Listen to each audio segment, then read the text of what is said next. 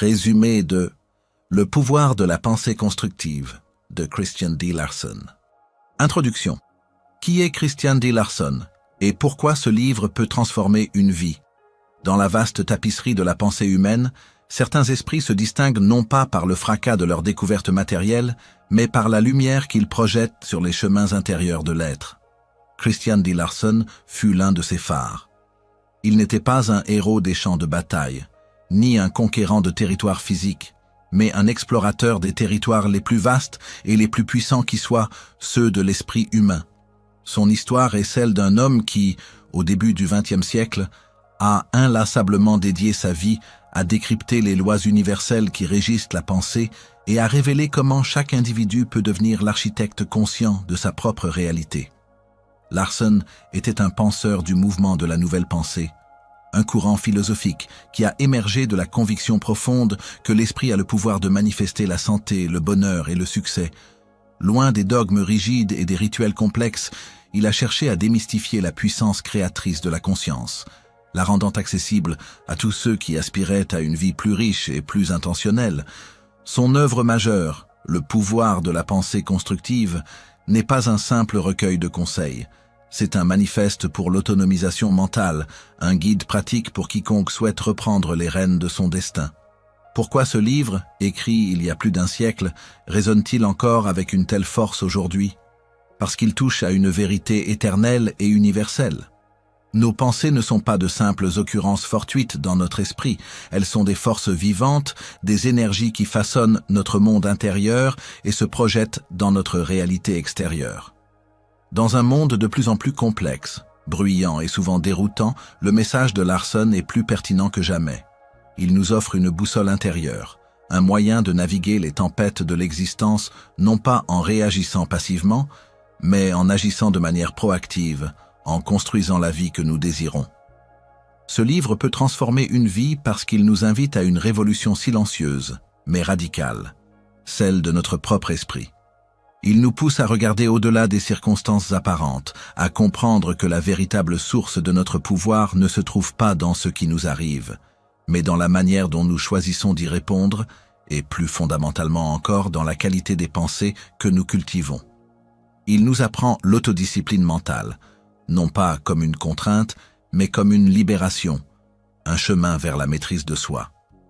En nous plongeant dans les pages de Larson, nous ne lisons pas seulement un texte. Nous nous engageons dans une expérience. Nous découvrons comment libérer notre esprit des chaînes de la peur, du doute et des schémas négatifs pour embrasser une force créative illimitée. Nous apprenons à diriger consciemment nos pensées pour qu'elles deviennent des bâtisseurs de rêves, des guérisseurs d'âme, des catalyseurs de succès.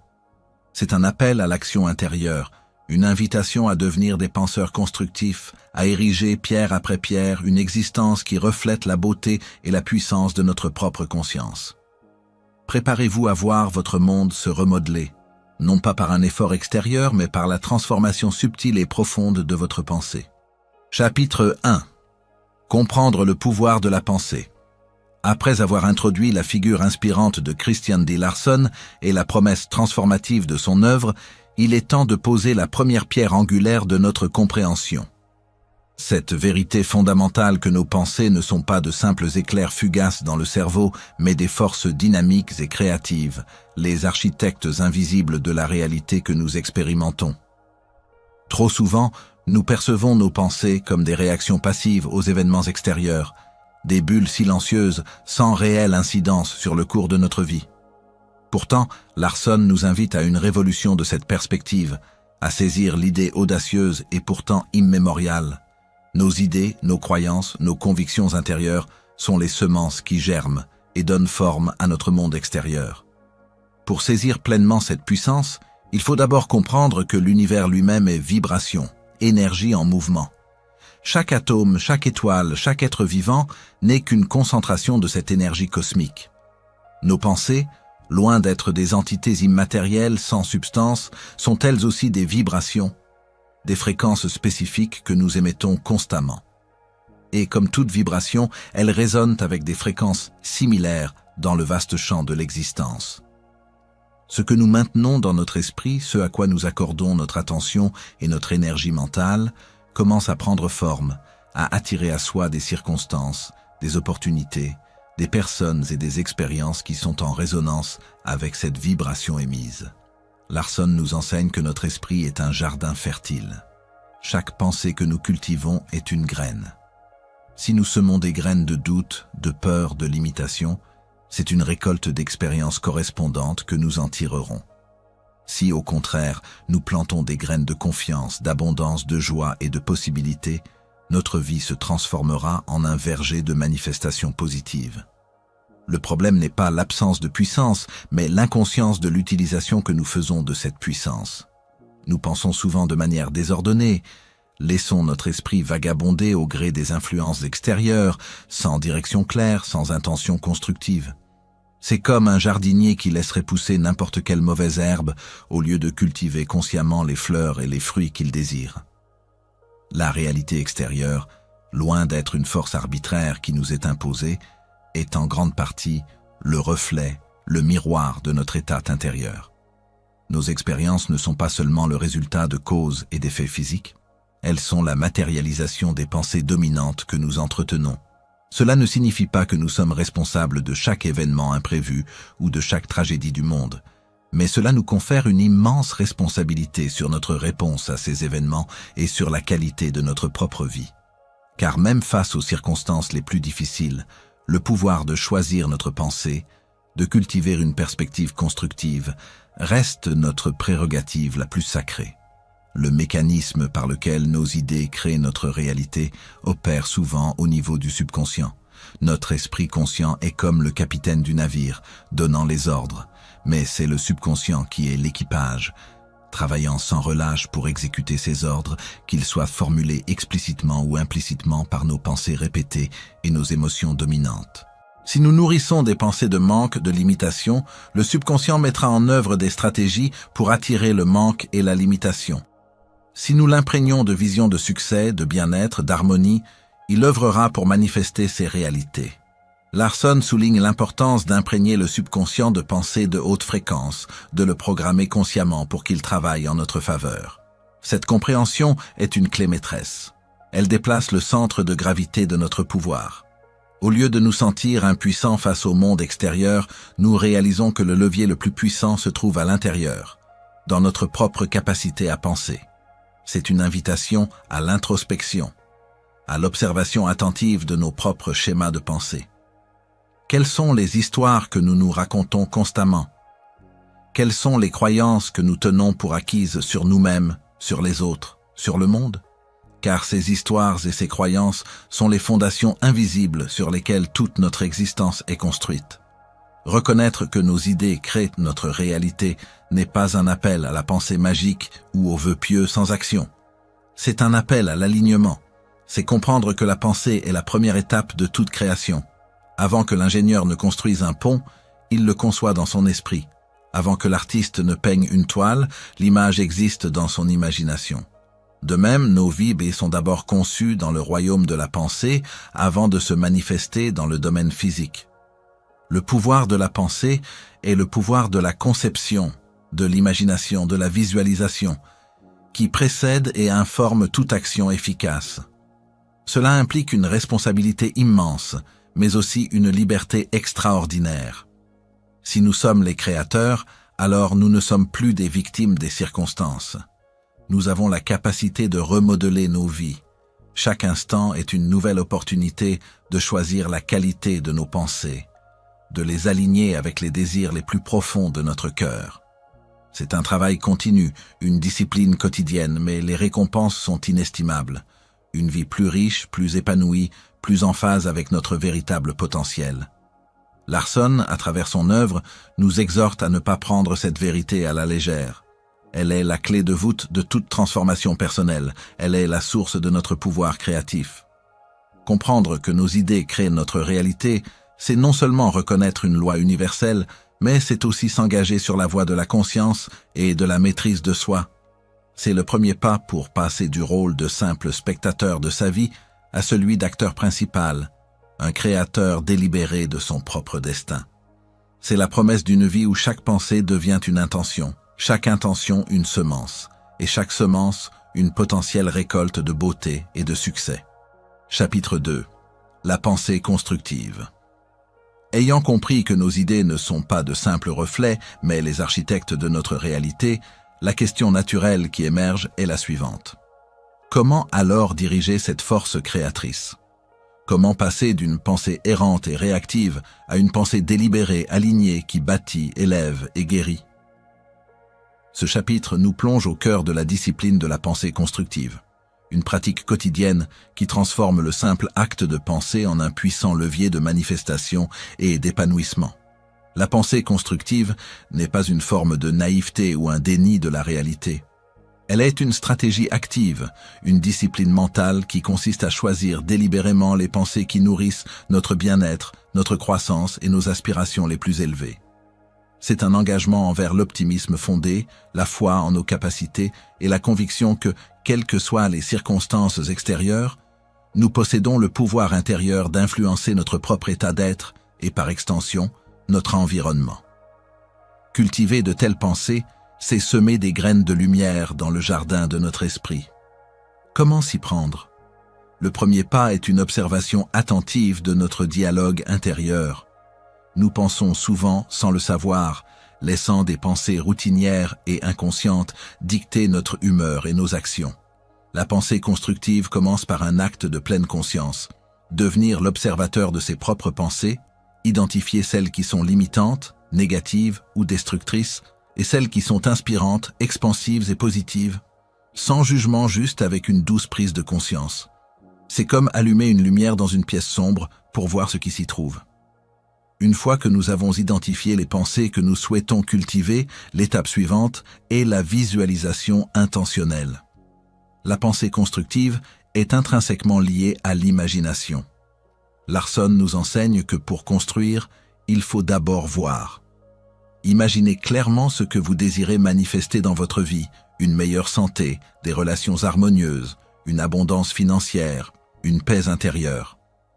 Ne vous contentez pas d'y penser comme à un concept abstrait. Visualisez-le avec tous vos sens comme si c'était déjà une réalité. Sentez les émotions associées à cette réalisation. Cette pratique envoie un signal clair à votre subconscient et au champ universel, créant un plan énergétique pour la manifestation.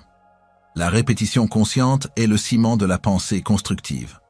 Nos schémas de pensée négatifs se sont souvent établis par la répétition. Les pensées constructives, pour s'ancrer, nécessitent le même processus. Il ne s'agit pas de se mentir à soi-même, mais de reprogrammer son esprit. Choisissez des affirmations positives qui résonnent avec vos aspirations et répétez-les régulièrement, avec conviction, non comme des mots vides, mais comme des vérités que vous intégrez profondément. Chaque répétition est une goutte d'eau nourrissant la graine de votre intention, la rendant plus forte et plus résistante aux mauvaises herbes du doute. Un autre pilier est la cultivation de la gratitude. Il est impossible de maintenir des pensées négatives lorsque l'on cultive un sentiment de gratitude authentique. Remerciez pour ce que vous avez déjà, pour les bénédictions présentes dans votre vie, même les plus petites. La gratitude élève instantanément votre vibration, ouvrant votre esprit à l'abondance et à la positivité. Elle est un aimant puissant pour attirer encore plus de raisons d'être reconnaissant. C'est un cercle vertueux. La gratitude nourrit la pensée constructive, qui à son tour crée davantage de raisons d'être reconnaissant. La pensée constructive est aussi une pensée d'élévation. Elle nous pousse à chercher le bien dans chaque situation, à trouver la leçon dans chaque défi, à voir le potentiel de croissance là où d'autres ne verraient que des obstacles. C'est une force qui nous élève au-dessus des trivialités et des mesquineries, nous permettant de nous connecter à des aspirations plus nobles et à une vision plus expansive de notre existence. Elle insuffle un sentiment de but et de direction, nous orientant vers notre plus haut potentiel. De plus, la pensée constructive possède un pouvoir de guérison profond. Nos pensées ont un impact direct sur notre corps physique et notre bien-être émotionnel. Des pensées de stress, d'anxiété, de colère peuvent créer des tensions, affaiblir notre système immunitaire et miner notre vitalité. À l'inverse, des pensées de paix, d'amour, de pardon et de confiance peuvent apaiser le système nerveux, renforcer la santé cellulaire et favoriser la régénération. Cultiver des pensées de bien-être, c'est envoyer des messages de guérison à chaque cellule de notre corps, créant un environnement intérieur propice à la vitalité et à l'harmonie. La foi inébranlable est le carburant de la pensée constructive. Il ne s'agit pas d'une foi aveugle, mais d'une confiance profonde en les lois universelles de la création et en notre propre capacité à y participer. C'est croire en la possibilité même de ce que nous visualisons, même lorsque les preuves tangibles ne sont pas encore apparentes. Cette foi maintient la flamme de la pensée constructive allumée, même face aux défis, et nous donne la persévérance nécessaire pour continuer à semer nos graines mentales avec assurance. Enfin, la pensée constructive est une discipline quotidienne. Elle ne s'acquiert pas en un jour, mais par une pratique constante et délibérée. C'est comme muscler un corps. Chaque entraînement mental renforce notre capacité à choisir nos pensées, à les diriger consciemment et à les maintenir alignés avec nos objectifs les plus élevés. Il y aura des jours où les mauvaises herbes de la pensée négative tenteront de repousser, mais avec persévérance, la maîtrise de soi mentale devient une seconde nature. Nous devenons alors des jardiniers experts de notre propre esprit, capables de cultiver un environnement intérieur qui génère la paix, la joie et l'abondance dans toutes les sphères de notre vie. C'est en cultivant ces pensées qui bâtissent, élèvent et guérissent que nous transformons notre existence, non pas en forçant les circonstances, mais en harmonisant notre monde intérieur avec les lois créatives de l'univers. Le pouvoir réside dans cette capacité à choisir, à diriger et à maintenir une vibration mentale élevée, faisant de notre esprit un atelier où se forge la réussite et l'épanouissement. Chapitre 3. Se libérer des pensées négatives. Après avoir cultivé la pensée constructive, il est impératif d'aborder son revers inévitable.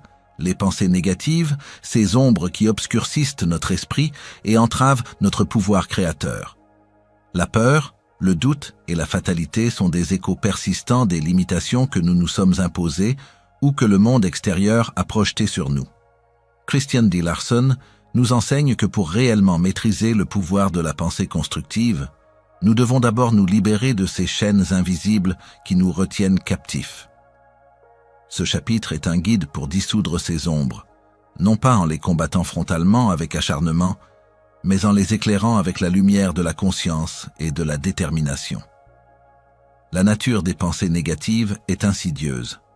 Elles ne sont pas seulement de simples idées, elles sont des vibrations de basse fréquence qui, comme nous l'avons vu, attirent à elles des expériences de même nature.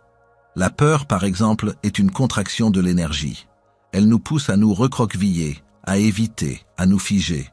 Le doute, quant à lui, paralyse l'action et érode la confiance en soi, semant la confusion là où la clarté est nécessaire. La fatalité, enfin, est la conviction que nous sommes impuissants, des victimes du destin, nous privant de toute initiative et nous enfermant dans un cycle de passivité. Ces états mentaux ne sont pas des vérités absolues sur notre réalité, mais des constructions de notre esprit, souvent enracinées dans des expériences passées ou des peurs héritées. La première étape pour se libérer est la reconnaissance consciente.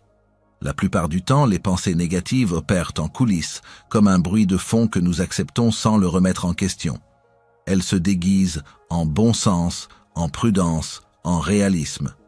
Le défi est d'observer ces pensées sans jugement, sans s'y accrocher et surtout sans s'identifier à elles. Christian D. Larson insiste sur le fait que nous ne sommes pas nos pensées. Nous sommes l'observateur de nos pensées. En cultivant cette distance, nous créons un espace, une brèche dans la forteresse de la négativité. Lorsque la peur se manifeste, au lieu de dire « j'ai peur », on pourrait dire « une pensée de peur est présente ». Cette nuance est subtile, mais elle est cruciale. Elle nous sépare de la pensée et nous donne le pouvoir de choisir comment y répondre.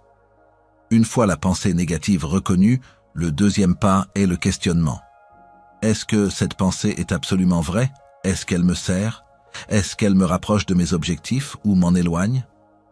Souvent, sous l'examen de la raison et de l'intuition, la pensée négative révèle sa nature illusoire ou exagérée. Le doute s'affaiblit lorsque nous lui demandons des preuves tangibles de sa validité. La fatalité s'effrite lorsque nous nous rappelons toutes les fois où nous avons surmonté des défis. Ce questionnement agit comme un filtre, nous permettant de ne laisser passer que les pensées qui sont réellement constructives. La substitution consciente est une technique puissante pour vaincre la peur, le doute et la fatalité. Une fois qu'une pensée négative est identifiée et questionnée, nous avons le pouvoir de la remplacer délibérément par une pensée constructive, comme nous l'avons appris au chapitre précédent. Si une pensée de « je ne peux pas » surgit, remplacez-la par « je suis capable et je trouve le chemin ».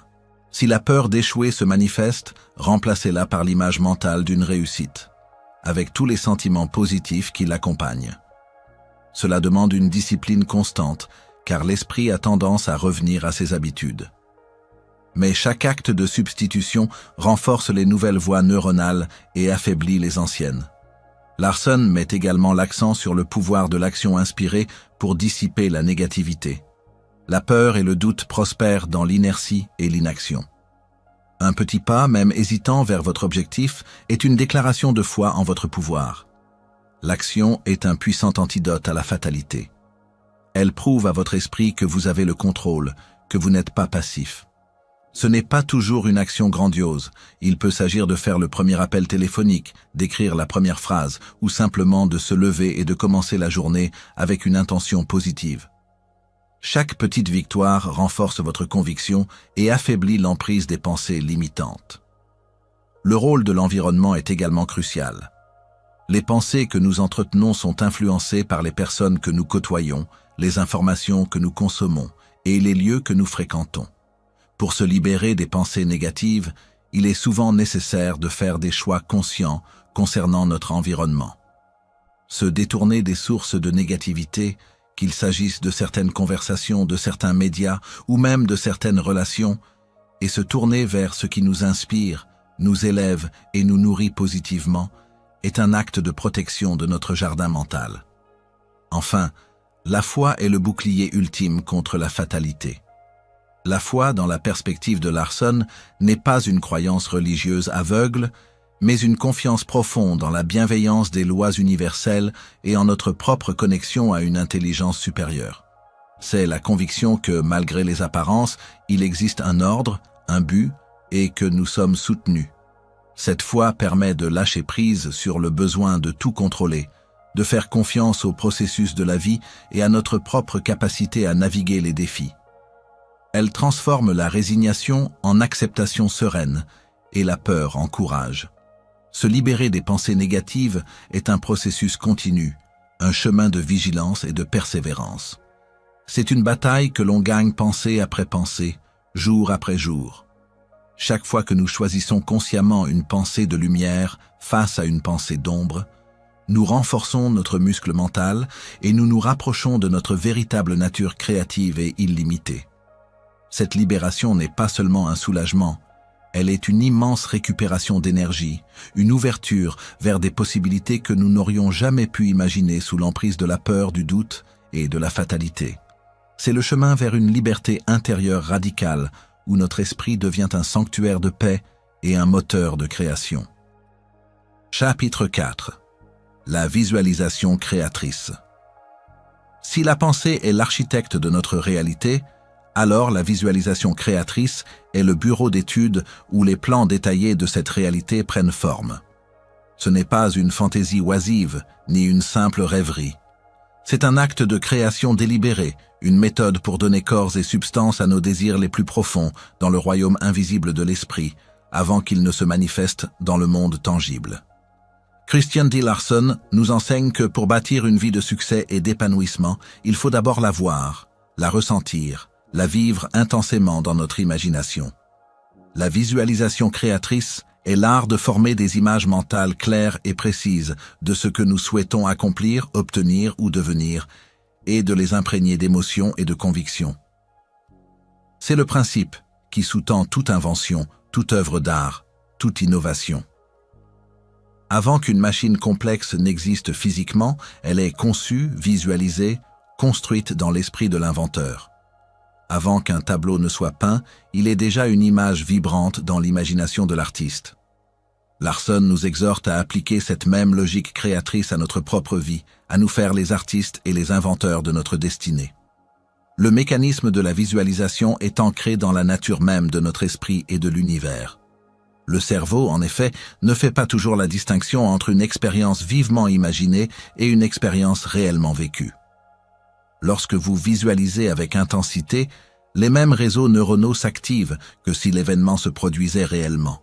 Cela envoie des signaux puissants à votre subconscient qui, agissant comme un fidèle serviteur, commence à œuvrer pour aligner votre réalité extérieure avec l'image intérieure que vous lui avez fournie.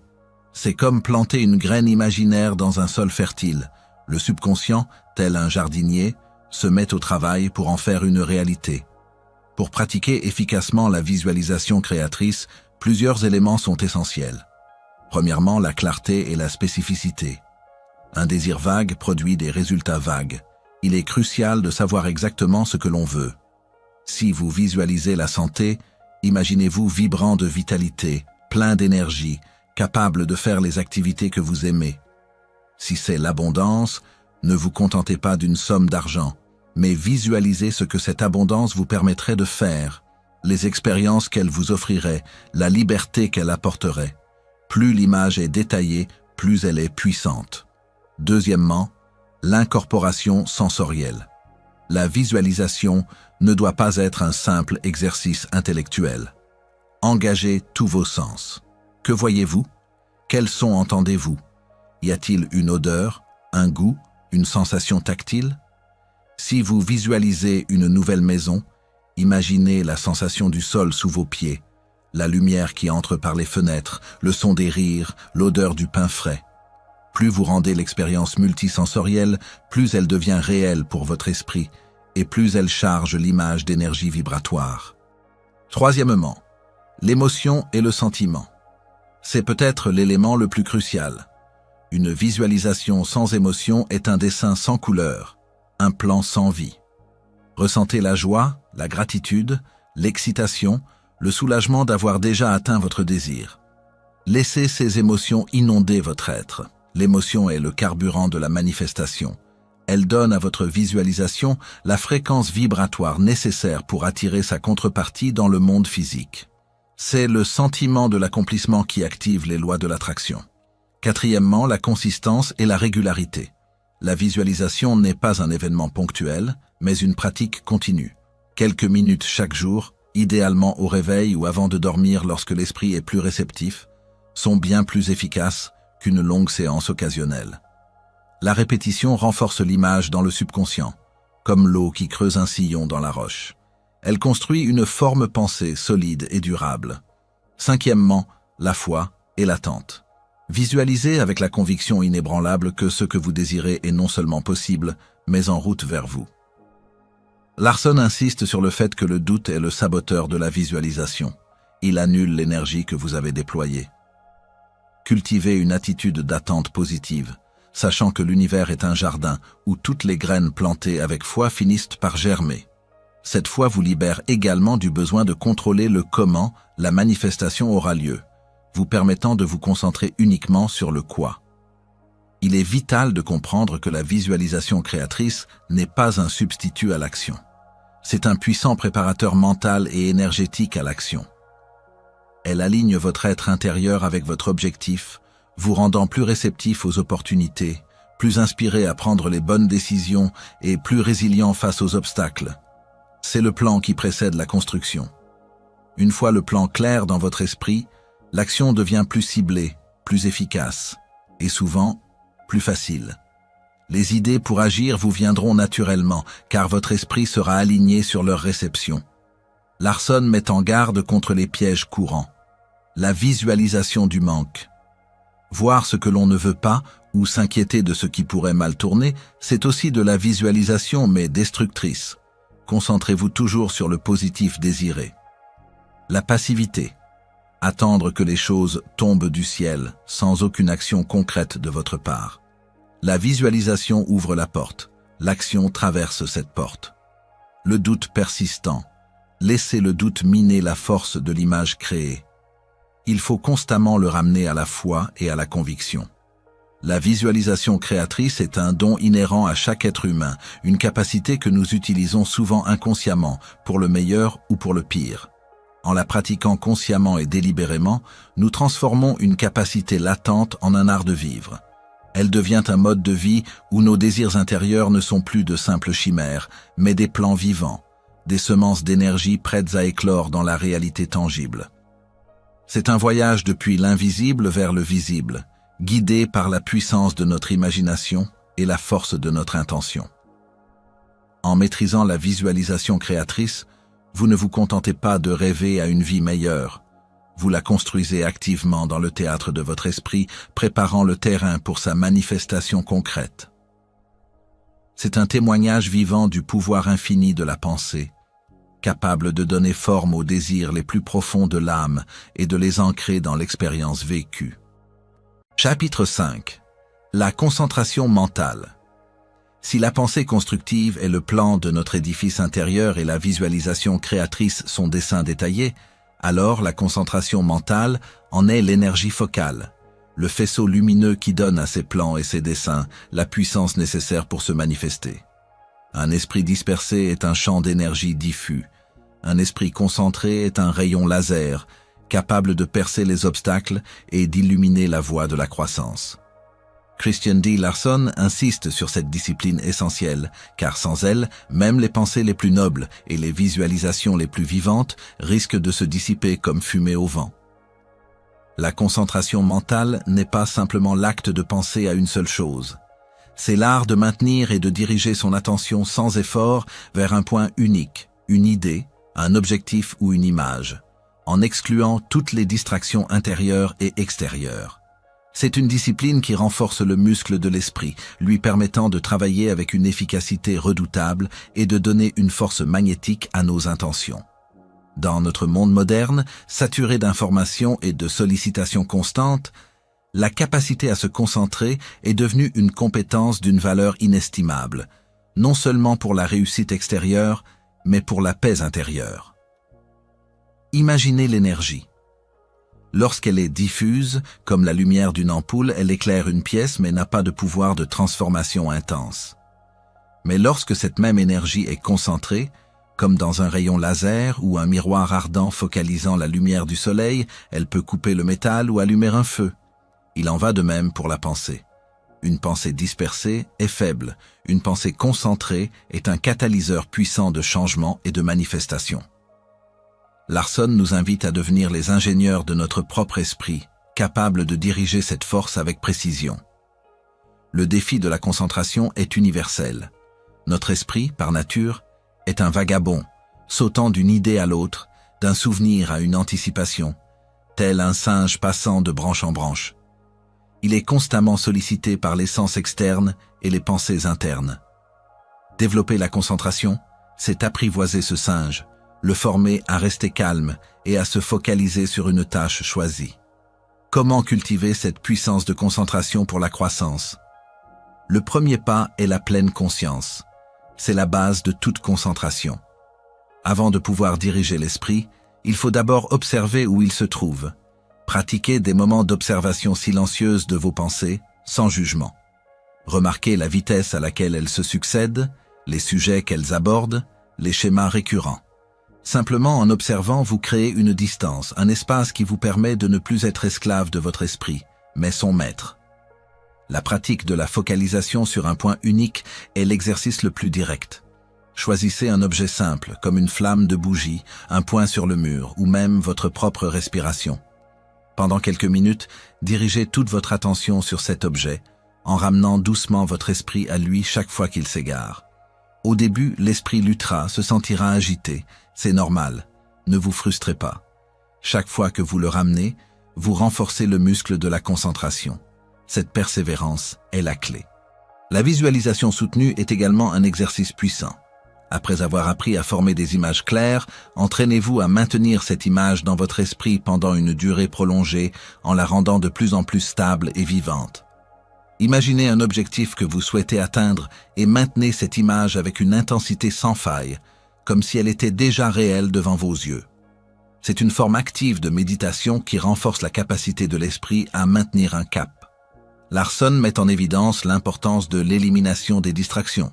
Dans la mesure du possible, créer un environnement propice à la concentration.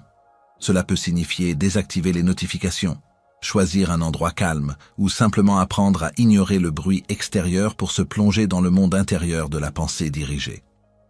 La concentration n'est pas seulement l'acte de focaliser, mais aussi l'art d'exclure ce qui n'est pas pertinent. La discipline de la répétition mentale est une autre facette. Lorsque vous travaillez sur un problème ou un objectif, ramenez constamment votre esprit à l'idée principale. Répétez-vous les affirmations, les solutions possibles, les visualisations de manière régulière et concentrée. Cette répétition imprègne non seulement votre esprit conscient, mais aussi votre subconscient, le programmant pour trouver des solutions et ouvrir des voies de croissance. La concentration mentale est la clé de toute croissance personnelle et spirituelle. Elle permet une absorption plus profonde des connaissances, une compréhension plus aiguë des situations et une connexion plus forte avec l'intuition. Sans concentration, l'étude est superficielle, la méditation est inefficace et la prière reste un simple souhait. Avec la concentration, chaque effort est amplifié, chaque intention est magnifiée. Elle permet d'accéder à des niveaux de conscience plus élevés et de puiser dans des réserves de sagesse intérieure. Finalement, la concentration mène à une maîtrise de soi inégalée. Un esprit concentré est un esprit qui n'est plus à la merci de ses caprices, de ses peurs ou des influences extérieures. Il devient un outil puissant au service de vos aspirations les plus nobles. C'est la liberté de diriger consciemment votre énergie mentale vers ce qui vous bâtit, vous élève et vous guérit, plutôt que de la laisser se disperser dans des préoccupations futiles ou destructrices. En cultivant la concentration mentale, vous ne faites pas que développer une compétence. Vous transformez la nature même de votre conscience. Vous devenez capable de focaliser la puissance illimitée de votre esprit sur n'importe quel objectif, le conduisant ainsi vers sa manifestation. C'est le chemin de la croissance délibérée, où chaque pensée devient une force dirigée, façonnant une réalité en parfaite harmonie avec vos désirs les plus profonds. Chapitre 6. L'action inspirée. Nous avons exploré les vastes territoires de l'esprit, découvrant que nos pensées sont les véritables architectes de notre réalité, que la visualisation sculpte nos désirs et que la concentration en magnifie la puissance. Mais le voyage de la création ne s'arrête pas au seuil de la conscience intérieure pour que nos désirs se matérialisent et que nos aspirations prennent corps dans le monde tangible. Il est indispensable que l'énergie de nos pensées se traduise par l'action. Ce chapitre, l'action inspirée, unir pensée, parole et acte pour manifester la réussite, est le pont entre l'invisible et le visible, le moment où la graine de l'intention s'enfonce dans le sol fertile de la réalité pour éclore. Christian D. Larson, dans son enseignement, ne prône jamais une philosophie de la passivité ou de la simple attente. Au contraire, il souligne avec force que la pensée constructive, aussi puissante soit-elle, est un prélude à l'action. Elle n'est pas un substitut au travail, à l'effort ou à l'engagement. La réussite, la transformation et la manifestation véritable sont le fruit de la parfaite harmonie entre trois dimensions de notre être, la pensée, la parole et l'acte. Lorsque ces trois éléments sont alignés, ils créent une force irrésistible, capable de déplacer les montagnes et de matérialiser l'extraordinaire. Qu'entend-on par action inspirée? Ce n'est pas une action forcée, dictée par la peur du manque ou par l'empressement. C'est une action qui jaillit naturellement de l'alignement intérieur. Lorsque vos pensées sont claires, vos visualisations vives et votre esprit concentré sur votre objectif, l'univers commence à vous envoyer des signes, des opportunités, des idées, des impulsions intérieures. L'action inspirée est cette réponse intuitive à ces murmures, ces synchronicités, ces élans qui vous poussent doucement mais fermement dans la bonne direction. Elle ne ressemble pas à un fardeau, mais à une danse, un mouvement fluide vers votre destinée.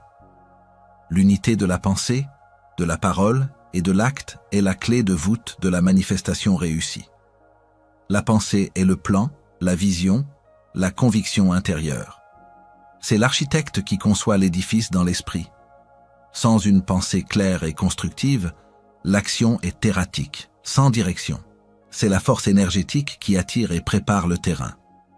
La parole est la déclaration vibratoire, l'affirmation, la communication qui donne voix à la pensée. C'est le contrat verbal passé avec soi-même et avec l'univers. Chaque mot prononcé avec conviction renforce la pensée et magnétise l'environnement pour qu'il réponde à notre intention. Qu'il s'agisse d'affirmations personnelles, de conversations qui ouvrent des portes, ou de la simple clarté dans l'expression de nos désirs, La parole est un catalyseur puissant. Elle charge l'atmosphère de notre intention. L'acte est la matérialisation, le pas physique qui ancre l'invisible dans le visible. C'est le maçon qui pose brique après brique selon le plan de l'architecte. Sans l'acte, la pensée reste un rêve, la parole, une simple promesse. L'acte est la preuve concrète de votre foi et de votre engagement envers votre vision. Il crée un mouvement dans le monde physique qui permet aux forces invisibles de se matérialiser. Lorsque ces trois sont en parfaite harmonie, leur puissance est exponentielle. Si vous pensez positivement mais parlez négativement de vos chances, vous créez une dissonance qui annule votre pensée. Si vous parlez de vos rêves mais ne prenez aucune mesure concrète, vos paroles restent des échos sans substance. La réussite véritable se manifeste lorsque votre esprit, votre voix et vos mains travaillent de concert, dans une symphonie créatrice. Comment cultiver cette action inspirée? L'écoute intuitive. Après avoir cultivé vos pensées et visualisé vos désirs, apprenez à écouter les murmures de votre intuition. Souvent, la prochaine étape à entreprendre n'est pas le fruit d'une logique complexe, mais d'une impulsion subtile, une idée qui vient à l'esprit, une personne que vous avez soudain envie d'appeler, un article que vous vous sentez poussé à lire. Ces petites voix sont souvent le chemin que l'univers trace pour vous. Le premier pas, même petit. La procrastination est l'ennemi de l'action inspirée. Face à un grand objectif, la tâche peut sembler insurmontable. Larson nous rappelle l'importance de faire un premier petit pas, même si ce n'est qu'un micro-mouvement. Ce premier pas brise l'inertie, envoie un signal fort à votre subconscient que vous êtes engagé et ouvre la porte à des actions subséquentes. Chaque petit pas aligné est une victoire. L'action joyeuse est sans effort. Lorsque l'action est véritablement inspirée, elle ne semble pas être un fardeau.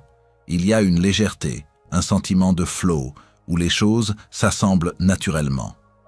Si une action vous semble lourde, forcée ou résolument désagréable, il se peut qu'elle ne soit pas alignée avec votre vision intérieure ou que vous manquiez de la clarté nécessaire. Revenez à la pensée et à la visualisation pour retrouver cette légèreté. La persévérance dans l'alignement. Le chemin de la réussite n'est pas toujours rectiligne. Il y aura des défis, des doutes qui surgiront. La persévérance dans l'action inspirée signifie continuer à agir, même face aux obstacles. Non pas avec rigidité, mais en restant connecté à votre vision et en adaptant votre approche avec sagesse. C'est la foi en action. Le détachement du comment. Tout comme pour la visualisation, l'action inspirée requiert un certain détachement quant au comment les choses vont se manifester. Votre rôle est de faire votre part avec pensée, parole et acte. Laissez l'univers organiser les détails et vous présenter les opportunités au bon moment. La réussite est souvent le fruit de chemins inattendus. L'union de la pensée, de la parole et de l'acte transforme notre vie en une symphonie cohérente. Nous ne sommes plus des êtres fragmentés, pensant une chose, disant une autre et faisant encore une troisième. Nous devenons des canaux clairs pour la manifestation, des instruments harmonieux de notre propre volonté créatrice. C'est dans cette intégration que réside le véritable pouvoir, la capacité à non seulement concevoir le succès, mais à le vivre pleinement. Christian D. Larson nous pousse à devenir des praticiens actifs de cette vérité. Nos vies sont les toiles, nos pensées les couleurs, nos paroles les pinceaux et nos actions les coups qui donnent forme à notre chef-d'œuvre. En alignant ces trois puissances, nous ne nous contentons pas de rêver à la réussite. Nous la manifestons, pas à pas, avec une intention inébranlable et une confiance profonde en la force créatrice qui réside en nous. La réussite n'est alors pas une coïncidence, mais la conséquence logique d'une vie vécue en parfaite harmonie entre l'intérieur et l'extérieur. Nous avons achevé notre exploration profonde du pouvoir de la pensée constructive de Christian D. Larson, un voyage intérieur qui, nous l'espérons, a semé des graines de transformation en chacun de vous. Ensemble, nous avons mis en lumière cette vérité fondamentale. Notre esprit n'est pas un simple réceptacle passif des événements de la vie, mais une force dynamique, le maître d'œuvre invisible qui façonne notre réalité. Nous avons appris que chaque pensée que nous entretenons est une vibration, une énergie qui attire à elle des expériences similaires. Nous avons découvert comment cultiver ces pensées pour qu'elles bâtissent, élèvent et guérissent, transformant ainsi notre paysage intérieur en un jardin florissant. Le chemin nous a ensuite menés à la libération des ombres de la peur, du doute et de la fatalité, ces entraves mentales qui paralysent notre potentiel. Nous avons exploré la puissance extraordinaire de la visualisation créatrice, l'art de donner forme à nos désirs les plus chers dans le royaume de l'esprit, et avons affûté notre concentration mentale, ce faisceau lumineux qui dirige notre énergie vers une croissance délibérée. Enfin, nous avons compris que la véritable manifestation réside dans la synergie sacrée entre la pensée, la parole et l'acte, culminant dans l'action inspirée. Le message intemporel de Christian D. Larson est bien plus qu'une simple théorie. C'est une invitation à l'éveil, un appel pressant à prendre les rênes de notre existence. Il nous exhorte à vivre une vie guidée par la pensée consciente et harmonieuse, où chaque idée que nous nourrissons, chaque mot que nous prononçons et chaque action que nous entreprenons sont délibérément alignés sur nos aspirations les plus élevées et sur les lois universelles de la création. Cette discipline n'est pas une contrainte, mais la voie royale vers une liberté profonde, nous affranchissant des chaînes de l'inconscience pour nous révéler les véritables créateurs et maîtres de notre propre destinée. En intégrant ces principes dans votre quotidien, votre vie ne sera plus le fruit du hasard ou des circonstances extérieures. Elle deviendra une œuvre d'art en constante évolution, une symphonie dont chaque note est jouée avec intention et harmonie. Le pouvoir de transformer votre existence, d'attirer l'abondance, la santé et la joie n'est pas un concept lointain. Il réside en vous, dans la qualité et la direction de votre pensée. Si cette exploration du pouvoir de la pensée constructive a résonné profondément en vous, si elle a allumé une étincelle de compréhension ou ravivé une flamme d'espoir et de détermination, nous vous invitons chaleureusement à vous abonner à notre chaîne. Votre abonnement est bien plus qu'un simple clic. C'est un geste de soutien précieux qui nous permet de continuer à partager ces trésors de sagesse, à créer de nouvelles explorations et à vous accompagner sur votre chemin d'éveil et de maîtrise de soi. En rejoignant notre communauté, vous ne manquerez aucune de nos futures publications et contribuerez à diffuser cette lumière à un public toujours plus large, pour que d'autres âmes puissent, elles aussi, découvrir le pouvoir immense qui réside en elles. Cultivez cette puissance intérieure, dirigez-la avec sagesse et vivez pleinement la richesse et la beauté d'une existence consciemment construite. Que votre pensée soit votre guide le plus fidèle, votre allié la plus puissante, et que l'harmonie et la réussite abondent dans chaque aspect de votre vie.